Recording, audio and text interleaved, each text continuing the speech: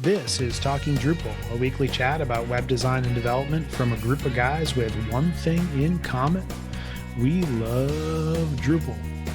This is episode 279, SimplyTestMe.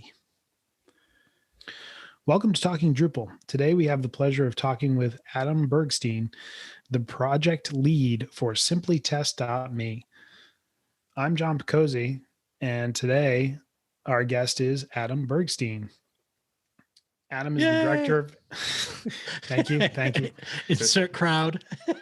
Adam is the director of engineering at Acquia and an Acquia Grandmaster. He has a master's in application security and is known online as Nerdstein. You may have seen him out there on the internet. Adam is passionate about community governance, sustainability, and helping others shine. He joins us today with his SimplyTest.me project lead hat on, and we are excited to have him join us today. Adam, welcome to the show. Thank you so much. Thanks for having me. It's a pleasure. And as I said, I'm John Picozzi. With me today, as usual, we have Stephen Cross. Stephen, what's going on with you? Hey, guys. Great to talk to everybody again. Nice to see you, Adam. What's going on with me? Not much. What's in my notes here? Oh, I had another Ubuntu Pi article, or a Pi 400 article released today again. The second one on Linux for Everyone magazine. So I'll leave the link in the show notes for you. But I did a review of Ubuntu 2010 running on a Pi 400, which was kind of interesting. So anyone out there with a Pi 400, want to get a look at Ubuntu 2010, take a look at my review. Nick, what's going on with you? Not too much. So I mentioned, I think the last couple of weeks that I've been doing some woodworking. So people that are looking at the video can see behind me, I built a couple of, I don't know if you'd still call them shelves. They're more like hanging cubes. So, I kind of did my first project, well, second counting the workbenches, but I put them together, kind of hold stuff a little bit better, get things off the floor, getting myself an additional, 3 or 4 inches, because the previous cubes kind of sat on the floor in front of the heat. So spent some time doing that, kind of really enjoyed it. It took me the weekend, but pretty happy with how they turned out. Nice. And another video update. I try to avoid these sometimes, but the other thing is my wife also had a project over the last couple weekends. She made shirts for me and the guys. So we sent those over. John's actually wearing his. Stephen's showing his. And I will say I was going to change the intro to a group of guys with two things in common. We all have t-shirts and we love Drupal, but you guys didn't wear your t-shirts, so you kind of blew it for me. Yeah, I didn't wear mine because I decided to last Friday I decided to wear it because I wanted to finally. She gave it to me like a week ago, and I've been holding off, and I just couldn't. And as anybody knows, if you send me a t-shirt, I'm going to wear it. I'm like Ron Burgundy. I read right off the prompter. Yeah. So good weekend. Nice and relaxing. Snowing right now. Got about 4 inches outside. So perfect. Looking forward to the show. Adam, what is going on with you this week? Well, I think I had some nice time off over the New Year's. So it felt like the last few weeks have been pretty hectic getting back into the swing of everything.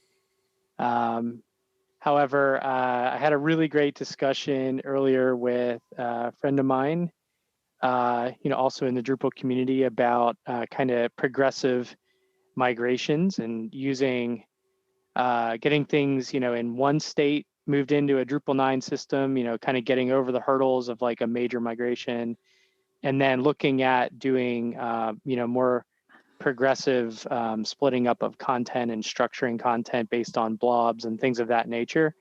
That was actually pretty cool. It was a fun discussion. Kind of is going to motivate me, I think, to finish a blog post I wrote back when Drupal 8 put the migration system in place, and it's been hanging out there for a little while. So I think I might need to get that cleaned up and shipped finally. But then the other thing that I noticed, one of my COVID hobbies, given that I'm in Pennsylvania, and we only have a few breweries like locally, which I really enjoy. I read this. I was hoping you were talking about the beer. Keep going. I am. And what I was able, one of the hobbies that I have is that I've been finding breweries that have been shipping to Pennsylvania, either in Pennsylvania or outside of Pennsylvania. And just this week, back when I visit the office in Boston, down the street is a brewery called Trillium, which is one of my favorites, like super good. And just this week they announced that they're shipping to PA, so I had to hurry up and like get an order in just because. What? So I think tomorrow my Trillium arrives. But Pennsylvania has some pretty odd laws when it comes to alcohol and things of that nature. Does it have to sit in your driveway for 2 weeks before you can drink it?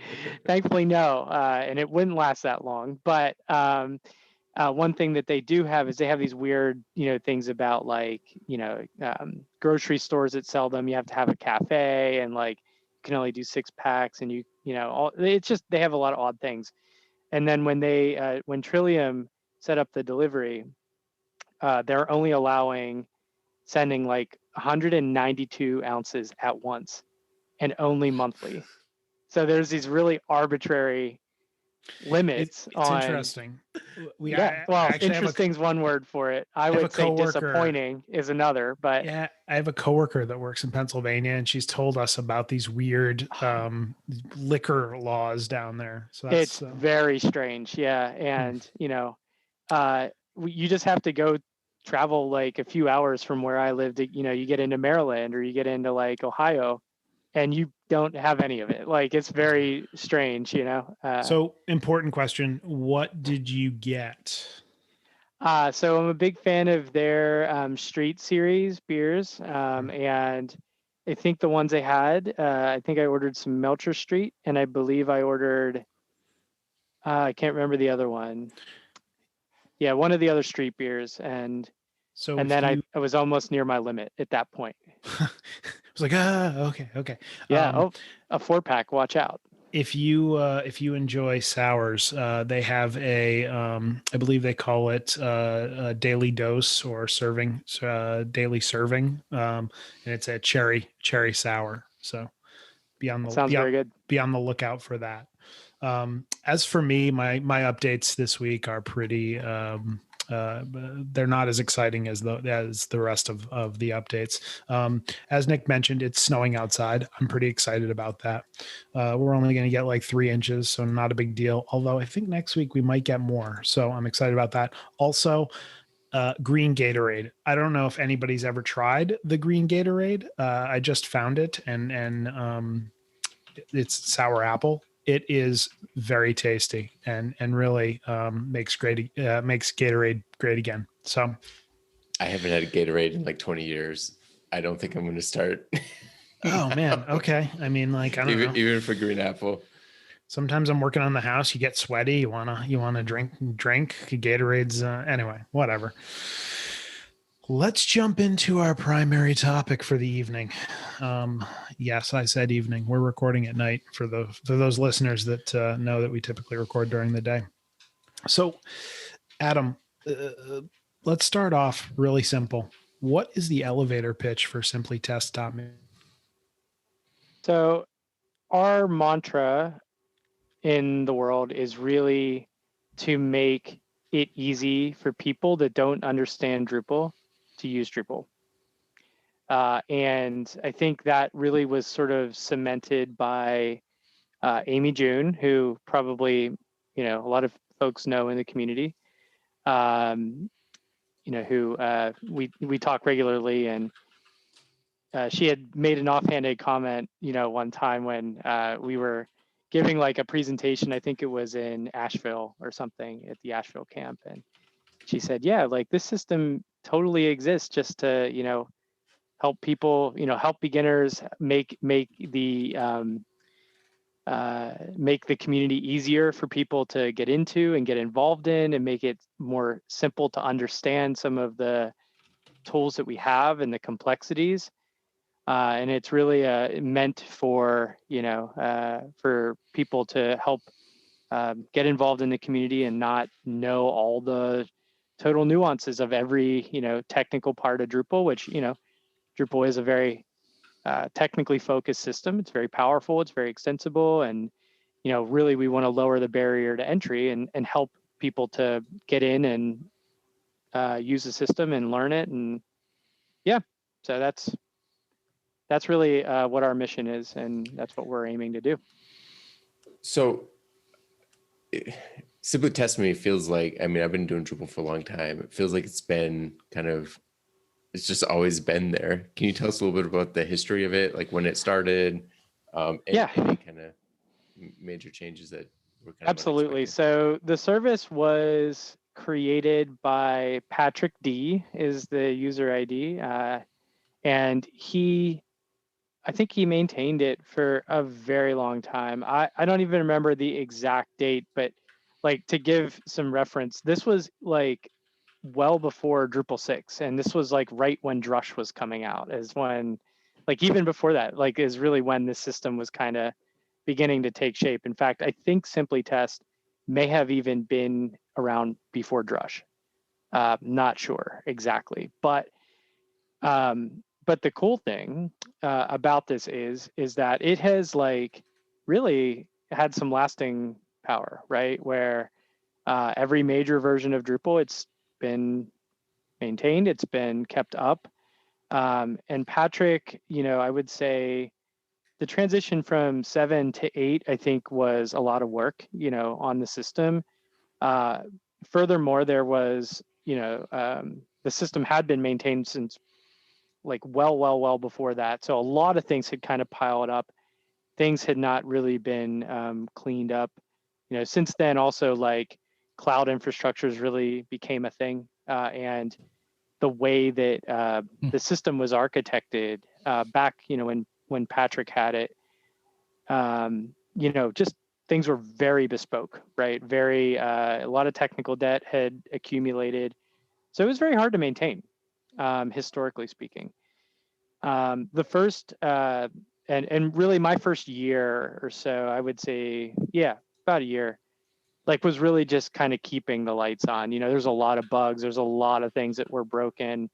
And I kind of just got in there and started just, cleaning it up. And it wasn't easy, with a system that's been around that long and with a lot of the things that had, changed, just was very difficult to get in and clean up. Furthermore, it didn't even have a development server. So when you're making changes, even when something's broken, you can still break it, right? And Yeah. and pair it even worse. It's not normal. Just do that in production. For some, did you not just spin up a SimplyTestMe instance of itself, like Inception? It's very meta. Yeah. No, I haven't ideated on that enough yet to make that a reality, but yeah, it's, historically, I would say Patrick did a great job of really keeping it going for a very long time, but I think he lost some steam. I think he got burnt out. And really just, I think he recognized it too. And he, put out this issue.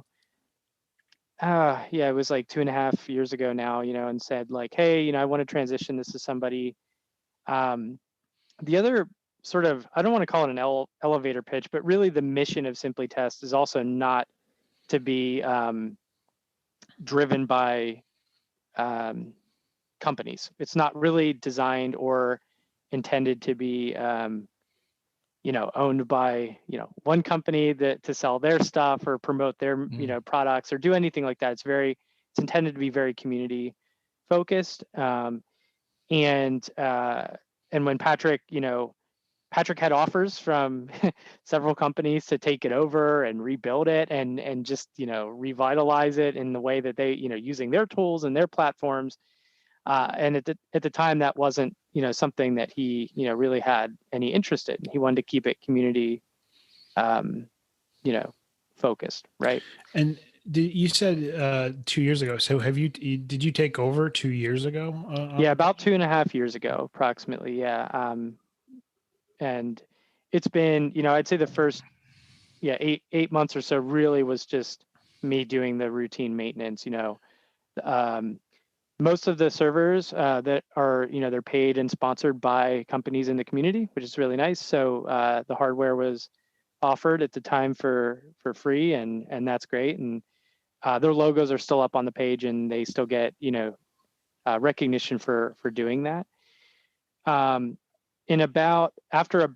I would say approximately a year, I was approached by the Lullabot team about their Tugboat service. And Tugboat is, kind of conventionally used as a DevOps tool that you can spin up preview sites. And, if you have if you're using Git repositories or GitHub or GitLab or anything like that, you can spin up changes and see that represented in like a preview environment is what they call it, right?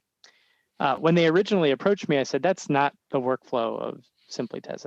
That doesn't really jive. And, some of their folks, had said, well, no, we think we have this engineered in a way that you could use it. And I said, well, we can't afford to pay for a service. At the time, we didn't even have a construct for collecting money in any capacity, even though we did have costs. We had to pay for security certificates. We had to pay for, a bunch of kind of things. We did want to get specialized help in certain areas to help maintain it, things that I certainly was not good at. And I don't expect people to work for free. So I was paying out of pocket for some of that. So on top of talking to the Tugboat team, we also stood up an open collective. And that open collective allows anybody to donate to SimplyTest, and that money stays 100% in the project. There's no, no corporate interests or anything to that effect. But back to Tugboat, I had approached them and said, hey, we don't have any money. We'd love, your system seems like it would work technically. We did an analysis on it and it looks great and it's very API driven and everything like that. But, we can't afford it. And they generously came back and said, we'll pay for your infrastructure. And so that has been their contribution. And they run the back end of SimplyTest now. So they offer that up. And SimplyTest is a Drupal site. It generates all the configuration that is needed, and then it hands off to Tugboat to produce the underlying systems that SimplyTest builds. Now, we've talked about like the mission of the website, but I'm not sure we actually clearly defined what is the main feature or feature set of SimplyTestMe. What does someone use it for? Yeah, that's a great question. So conventionally, SimplyTest has been used for doing, a lot of patch workflows in Drupal. It can also be used for testing out specific projects. So if you're interested in saying, hey, I want to see what this module can do, it's very easy for you to type in the name of a module and just launch a site, and then you get your own little sandbox with that. And it's really, really good for testing patches as well. I think it's the Dredditor plugin, I think, also has good integration with SimplyTest. So you can review a patch and then spin it up really quickly and easily. And so that's all really nice. And historically, that's been something very, very, very useful. And we've added features too into that. So we have additional projects. So now you can test combinations of projects at once. What's an example of that? Like what's an example of that? Yeah, so I maintain the password policy module. So not very well. So I'll take critique later. But the password policy module actually is extensible, and there's many other modules that extend upon it in the community. So for instance, if you want to test, say you put in password policy as the main project you want to test, and then you could test the various plugins right underneath that the community has built around that because it's API driven, right? So that's one like just easy example. Another really good example actually is like testing a distribution. So if you want to test, commerce or something, you could type that in, add whatever other projects you want to test with it.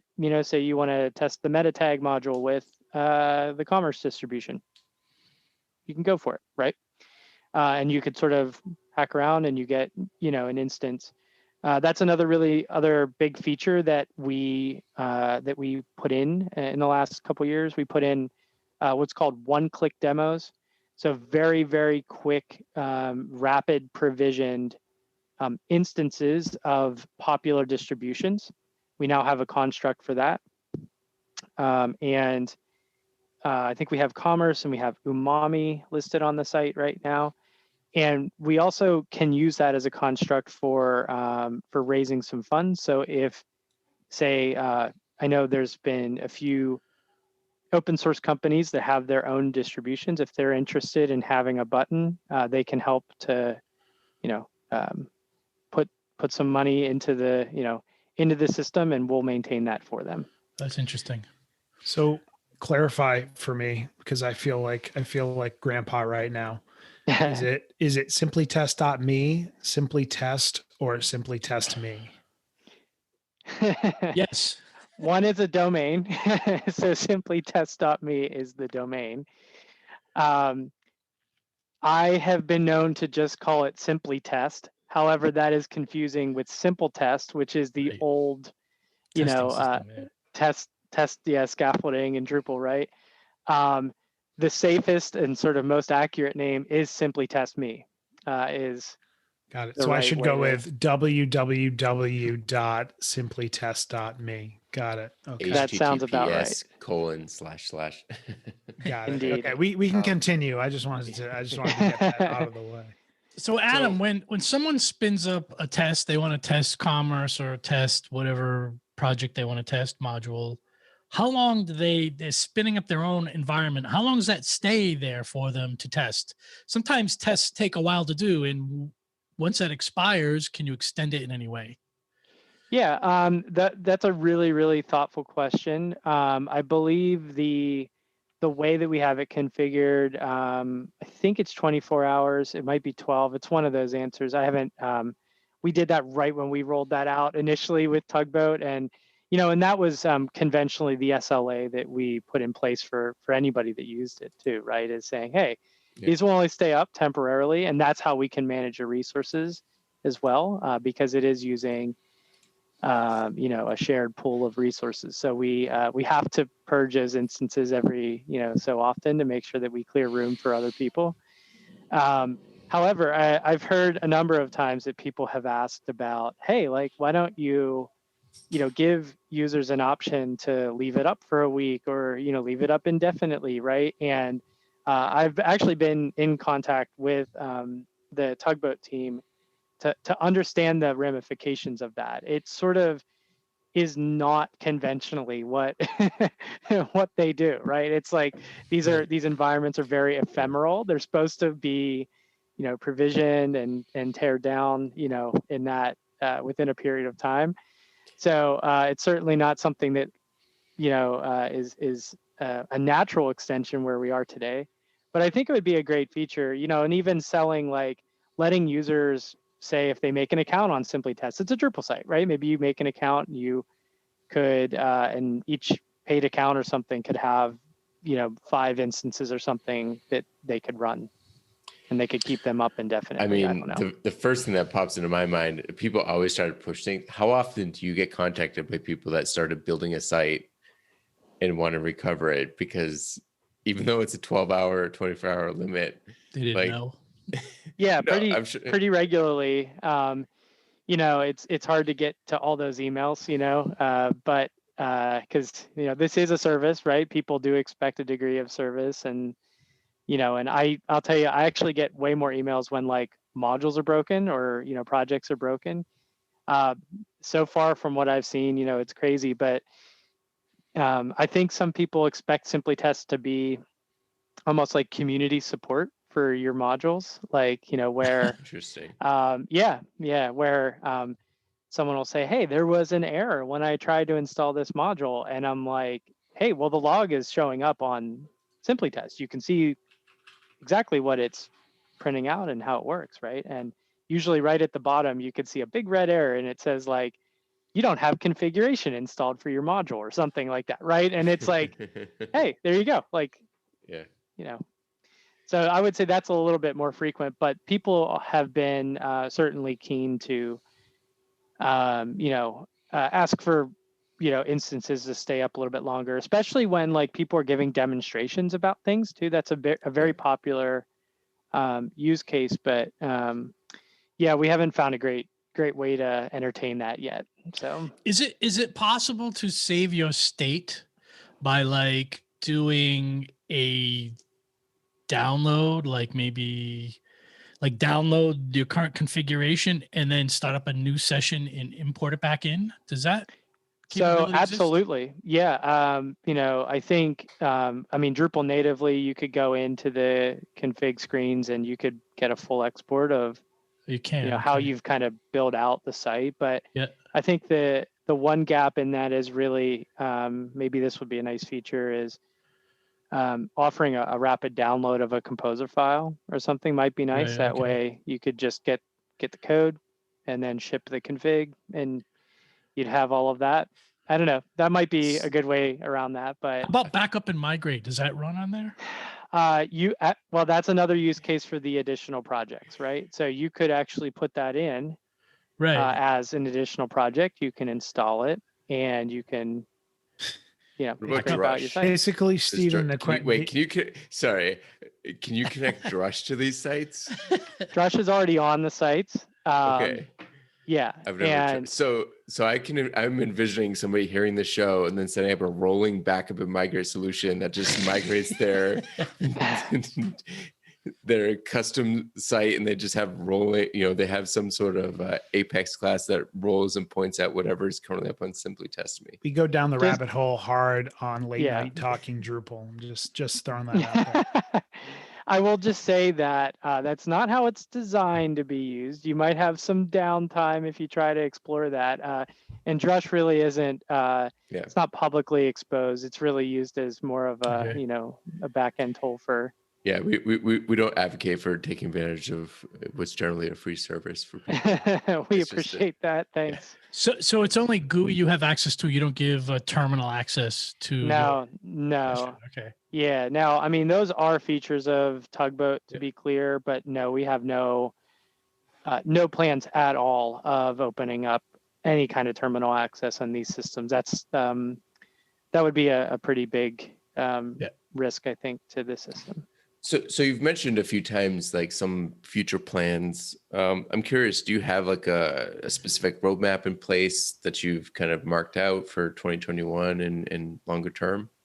Yeah, absolutely. I've talked a lot about, the kind of technical debt and things. The current SimplyTest system runs on Drupal 7 right now.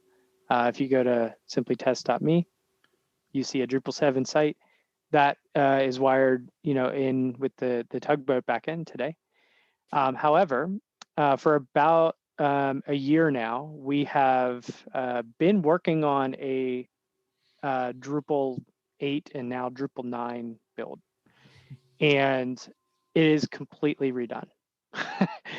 There is a lot of good that is coming from that effort. It's been a long time coming. And there's good reason. The whole front end is done in React. Everything is microservices oriented now with SimplyTest.me in the Drupal 9 version.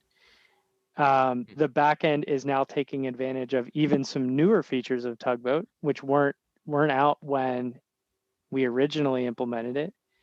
And because it's React, many of the things that we were doing as back-end constructs are now front-end constructs.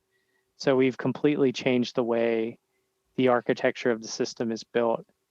And that's really where Matt Glomman comes in, because which we were talking about a little bit earlier before, I think, as we were doing introductions and such, that I had approached Matt, who has a lot of depth of experience in, both kind of the React layer and also like, the decoupled Drupal background. And he's been very heavily involved in a lot of the, JSON API work and things of that nature that are, really up and coming. And that's sort of a bit of a blind spot for me. I am definitely more of a back-end developer by trade. And so Matt was able to really come in and level up, a lot of the React code that was in place, that was sort of cobbled together in different times and different efforts. But he really raised the game, for us with that. And we now are at a point where we have pretty much hit alpha status. We're actually very close to our done, being done with active development. Then we need to, he also integrated Tailwind CSS into the theme. The theme was totally redone. And he totally streamlined a lot of the backend capability, which was very, very cool. You mentioned something kind of in passing that I'm kind of curious about. You said that everything's done with microservices in Drupal. Yep. I'm curious how that works. I mean, Drupal typically isn't a microservice. Yeah, well, in terms of the separation of responsibilities, right? In the 9 version, because of things like JSON API and because of things that we need to do for React, many of the capabilities that were, being rendered as backend capabilities in the Drupal 7 build are now front-end API, driven consumption by the React app, right? So even if you look at SimplyTest right now, you can see that, it's querying projects, it's querying versions for those projects, it's querying all the, additional projects. And we've even added into this. So we've totally redone the system. We had a set of features that we long wanted to do with Drupal 7. They're now in 9. So you can pick like versions of additional projects. You can pick your your install profile that you want to use. That's in a long-standing feature of people saying, no, I don't want standard, I want minimal, or I want the testing one, right? And that comes bootstrapped with, all of the PHP unit stuff turned on and all of that stuff that people are very used to in a testing workflow. They wanted that out of the box. They're going to get it. Cool. And so, and on top of the one-click demos and things like of that nature. But everything is microservice oriented now. Like even the log is a great example. So when you submit a project on SimplyTest.me, you get a log that shows you the output of how it's building. And that is Tugboat that's awesome. Pulls that in, from a terminal. You could see that today. That's not a new feature. That was part of the Tugboat work that we did when we launched that. But because everything is much more microservice oriented now, we almost have a direct connection to pull that right into the React app. Drupal is doing very, very little in that context now. It's basically just serving it up like a stream, which is super, super cool. Is the alpha available in a public URL yet? It is. I'm hesitant to share it because we've been, sort of still actively working on it. In fact, I think it is down right now as we're talking because we're doing some bug fixing. So. Okay, great. Yeah. Is your plan to like maybe when it gets to beta, at least have some community hammer on it a bit? Yeah. Yeah, I have sent out some tweets requesting, if anybody has time or interest in helping test it to let me know. Okay. When that time does come that I would reach out. Are you able to share some of the statistics for usage on the website? How often is it used? Yeah, we see, what was the average? I think we get, anywhere from 50 to 75 a day instances created, people coming in and using it. I will tell you that the numbers can be very much skewed when there are events, especially DrupalCons, and larger events like some of the bigger ones, because typically those events, usually have a contribution day. Typically that's in person. And there's a lot of people that are new that want to contribute to it. They want to test patches and RTBC issues and those patches and everything like that, right? And SimplyTest is perfect for doing that, right? Yeah. And so we see, 100-fold spike, in usage during events. So, it goes up, very, very much. And I always try to, give our friends over, at Tugboat a little note when, events are coming, just like, hey guys, keep an eye on this. It might, we might be pushing the limits, right? Do you know what the most installed module is? That actually is a really great question. And no, I don't. One of the, kind of my features that I would really like to build is more of an analytics tool into that, that could scrape that data very readily. Thankfully, we do have a lot of good logs that we can, probably get that information historically. That we, put a lot of information into those to make it relevant. We can see what's happening on the system. That also is very helpful whenever we see people misusing the system, so we can get in and kind of make tweaks and, even block IPs and things when we see too much traffic coming in certain areas. And we've mentioned Tugboat a few times. I just want our listeners to know that if you want to learn more about Tugboat, we have Matt Westgate joining us on February 9th to talk about Tugboat. So, and I don't think that was that planned? Well, what planned? I know that we planned. We plan our guests ahead of time. No, I know we planned that talk with Matt, but I don't think we planned this talk before the talk with Matt. I think that just coincidental. It is coincidental. And if you don't want to wait until February, you can. We'll put the link in the show notes, and you can go to their website and learn more about them there. So, Adam, I have actually two questions. One, and I may have missed this when we were talking about how long a site lasts for, but I seem to remember on the old air quotes, a previous version of SimplyTest that you had like a clock that was basically running down, right? Like, hey, you've got 10 minutes left. Oh, crap. I better get my backup and migrate Drush script running.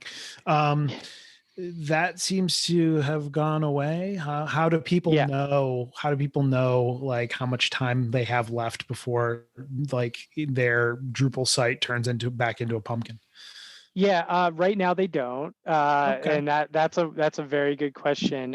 So one of the things that was a kind of a legacy artifact was that timer. And the way that, really earlier versions, Drupal 5, 6, 7, was sort of architected, Patrick was able to embed a nice little script right into the index file of Drupal to make that happen, and now the way that, everything is sort of symphony driven and 8+ and everything, and how there's different systems that get invoked is very hard to do that. It actually doesn't work, right? And so the only way that we would be able to do that readily is if we were to make a community module that we would force install on all of the sites. Quite frankly, I kind of chose not to do that. And the only reason really was just the overhead of maintaining it, and also the slowdown of, having that be part of the install process, right? And just wanting to keep it as tidy as possible. There have been discussions about, using cookies or sessions or something to like, track when users spin up instances and have like a dashboard that could just show that readily. That, they could go in and just check the status of things, right? But that's not something we've explored in depth really at this point. Just it is very hard to maintain two systems, keeping up with 7 right now and trying to get the Drupal 8, 9 system, out the door is a lot. And thankfully, I think we're at a point, here very soon where, if we can get the 9 system shipped, we can get the other one sunset, and we'll be in a good state of really digging into some of these feature requests and hopefully prioritizing them around what people are most looking for. So my second question there, and I expect this to be a very small, if not non-existent list. Okay. But what do you think the key limitations are for SimplyTestMe? The key limitation, well, I mean, aside from trying to maintain two systems over the last year or so, which has been very, very challenging to do, you can't pull time from one area, which is a running live system, to build into a new area. That's hard, right? But in terms of the system itself, I would say distributions. And the reason why I answer that in that way is the Drupal community itself doesn't offer a high degree of standardization when it comes to a distribution. It's almost like a whole separate system, right? And a lot of them can have a high degree of freedom in what they implement, how they implement it, and things of that nature. Now, a roll your own architecture is hard to predict. Exactly. And for SimplyTest, which, sort of the way that it's been engineered is really around predictability, right? And like trying to make use of the same patterns and apply those patterns. And here's how you install a module. Here's how you install a theme. Here's, gets loaded with Composer. Here's how you load a patch. Like these things are very kind of easy to repeat. And that's what makes this all possible, right? The challenge is when you have distributions and they have their own unique ways of doing things, they don't follow those conventions, right? So then ultimately, I get all these things all the time, like, why doesn't Lightning load on here? And why doesn't, Thunder load on here? And, why, just you name it, right? And that's really one of the reasons why we set up the one-click demo feature. There are some separate constructs that every distribution could make use of, and the one-click demo allows for that to be more customizable than some of the conventions that we've built in to SimplyTest. Okay. So I'm curious about, you talked a little bit about how the architecture is changing with Drupal 9, and the architecture has changed a bit even with Tugboat becoming the new backend system. But I'm curious about how I'm always curious about how a project like this manages security, and considering it, your intro said you have a master's in application security. You're probably the perfect person to answer that. But like, things like, systems like this that you're spinning up a whole system, how do you make sure it's secure? And not, how do you handle, like there was a security update last week for zip files. Most people don't process zip files on their servers, but somebody could certainly enable zip files on one of these sites. How do you make sure that things aren't causing problems? There are many, many, many ways to answer that question. And honestly, it comes in at every layer of the stack. And that is the way a good security analyst should respond to that answer. When it comes to the systems layer, right, we take extensive measures to make sure that those systems are not accessible. Only port 80 is accessible, which would, really only open up the web server in that level. Don't have direct database access. You don't have terminal access. You don't even know, the systems are so ephemeral. You really have no idea where or how it's running. It's very, transient in how it runs. And so that's by design. When you start moving up the stack a bit more, right, SimplyTest itself as an application has very, very heavy validation procedures, which makes sure that the data that's being passed in to produce the systems that get spun up are clean. And users can't enter free-form data. They just can't. They can't manually type in projects. Those projects are vetted against lists of projects that exist, right? Versions are constrained. You don't get to enter that. All the web services are also doubly validated. It's not like, we have, gates at every layer, so to say. And so, it's very much, a walled garden, so to say, right? And you can get in certain entry points and you can go certain places. And that's what we allow, just strictly around what features we offer, right? And so that hits the application layer.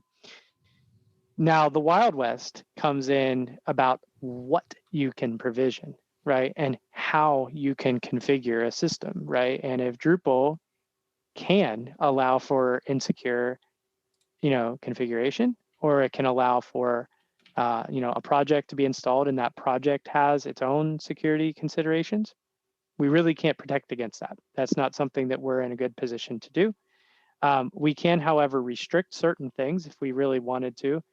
However, it's just not something that, that we're, in terms of a maintenance part of the system, it's hard to keep up with that, right? Lock down every single version of every project and, and things of that nature. That's a little bit tricky to do, so. Yeah, I just think about things like that. Like, I worry enough about securing my client sites, never mind a site that can implement other sites. Right. We've already talked a little bit about how the platform is financially supported. I just wanted to revisit that for a moment. So you have partners who are providing services to help defer costs. You also have the Open Collective. Is there any other way you get financial support for the system? No, not really. I mean, we have, in terms of our sort of server partners, Linode was really nice at giving us some infrastructure for development servers.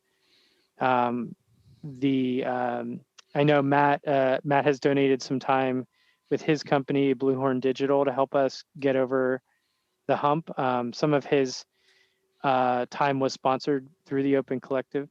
And then we have Tugboat, obviously, that has helped to sponsor the back end. And then we have, our server sponsors for our production servers. And that is Maloon and Druid are running those. They pay for those servers wholesale for us, and which is all very generous of all of them, quite frankly. I mean, this is a totally free system. So really wouldn't be possible at all without their help. And then we also have, some folks like Amy June are really helpful in advocating and helping market, what the tool is doing and engage with the community. She's fantastic at helping with that. And she does that out of the goodness of her heart. So, yeah. So are there any particular areas that you could use help with for the site? I mean, I think we're really gearing up here for our Drupal 9 launch. We'd love to have people test. We'd love to have people get in and fix some bugs if they find them. And they're going to come at every part of the stack, the React pieces, probably the theme will need cleaned up some. I'd say some back end fixes will come up. We're already aware of some.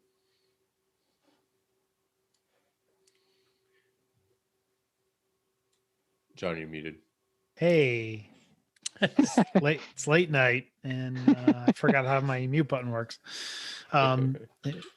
So we've talked about how great the service is, all the great things you can do with it, how you guys are feverishly working on, a Drupal 9 version. So how much does SimplyTest cost? Cost to run? Cost to use. Like if I want to go use it, how much do I have to pay? It's super free. It's super free. Hey, it's free 99. So it's free. You're doing this as clearly a labor of love. Yes. You've put your own money into it in the past. Was there a paid offering in the past? Not to my knowledge, no. Okay. And no, it always has been free. And I think in talking with Patrick, he made it very clear that it's always intended to be free. It's always intended to be community focused and represent, more of the better side of like, open source in our community and things that we, It's one of care them, about. their open source projects. Yeah, one of them. Yep. Got it. I mean, if you can answer, I am curious how much it costs to run a project like this, because it does help put in perspective what kind of value it brings to. Yeah. I mean, I can't speculate about the servers. I do know they are fairly beefy servers. I am aware of that. I also know that the offering that we have from Tugboat is definitely not their base level offering. And, I think we would be into more of the enterprise territory, if not, pushing some limits of their offering. So I can't imagine that that's super cheap on their part to sponsor. And then we have, we have a lot of kind of recurring expenses with, our development servers need to be paid. Those usually run anywhere from $50 to $100 a month. SSL certificates, being, an annual cost. And, we did have before, we had a nice setup with Let's Encrypt, and then it broke. So I couldn't invest the time. I just bit the bullet and paid for one. It was the path of least resistance at that point. So we do have expense to keep this going. I would say, especially on our partners as well. They're very kind to us in helping offset that cost. But we do intend to keep the service free and honor that moving forward. If you have questions or feedback about the show or any other, you could always reach out to us on Twitter at Talking Drupal. You could also talk with us on the Talking Drupal channel on Drupal Slack, or email us at show@talkingdrupal.com. We do have a newsletter that is finally going out again, and you could register for that or sign up for that at talkingdrupal.com/newsletter. And thank you, patrons, for supporting Talking Drupal. Your support is greatly appreciated. You can learn more about becoming a patron at talkingdrupal.com and choose Become a Patron. And patrons get a private feed that gets a little bit of the before show and after show every week.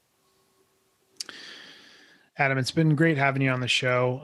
If folks are interested in giving to SimplyTestMe, they can clearly look you guys up on Open Collective. Are you guys also accepting technology partners as well? Say an SSL company wants to come along and give you free certs. Would that be something you'd be interested in?